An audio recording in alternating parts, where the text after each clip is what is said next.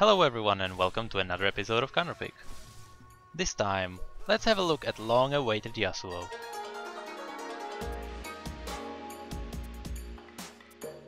When Yasuo was released, he received the difficulty rating of 100, and rightfully so.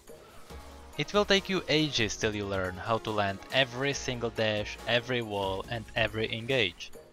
Every time you die, you will know exactly what you could have done better. You could be lazy, you could just wait for some Malphite or Thresh to do your job. And in fact, Yasuo was designed around that. He has so many tools to learn that Riot gave your team the ability to help you with it. Let's very quickly go through his abilities. Q does damage in short line, every third Q fires a tornado instead. W creates a wall that blocks all projectiles. E allows you to dash through a target.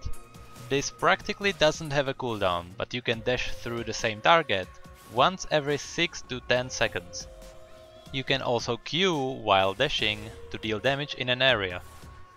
Ultimate will suspend all airborne targets in an area for 1 second and deal damage to them.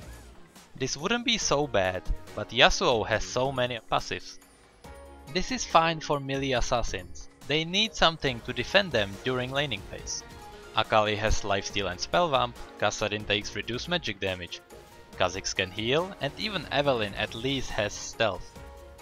The weakest laning phase has Talon, and even he can at least slow you before you get to him and then jump away. But Yasuo has way more. His passive gives Yasuo a shield that absorbs around quarter of his health. He can regenerate the shield by running or dashing, or he can reset the shield with ultimate. This can easily get him the shield 2 or even 3 times a fight.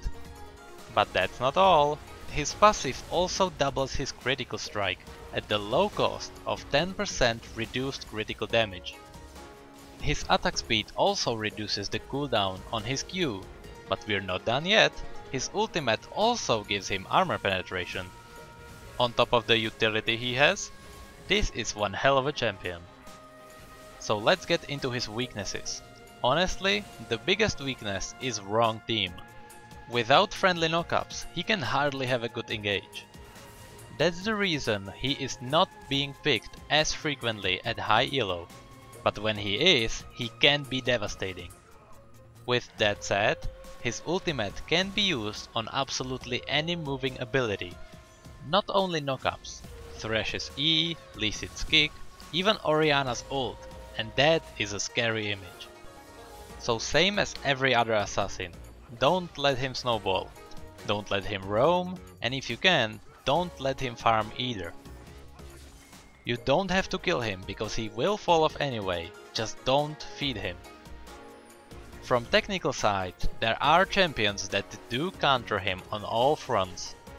Despite all the hate and nerfs, Kayle still has the best tools to lane against him.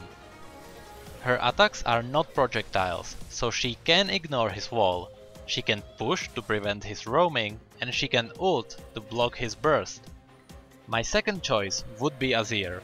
His soldiers will hit him through the wall, he can push very quickly, and he can save his entire team from hard engage using his wall. If for some reason he is going top, try Renekton and go tanky, or Jace and knock him back every time he goes for you. I should note that most of the picks will be about skill.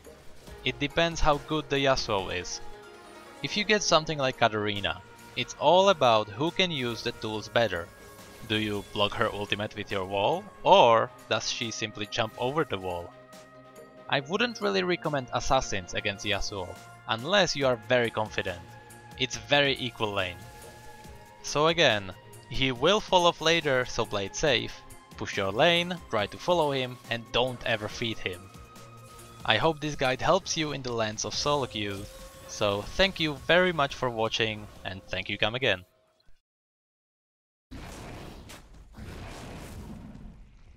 Hey there guys! I know I usually don't talk at the end of my videos, but I really wanted to ask you if you prefer this longer version of 4 minutes or if you prefer the older version of 2 minutes of counterpicks.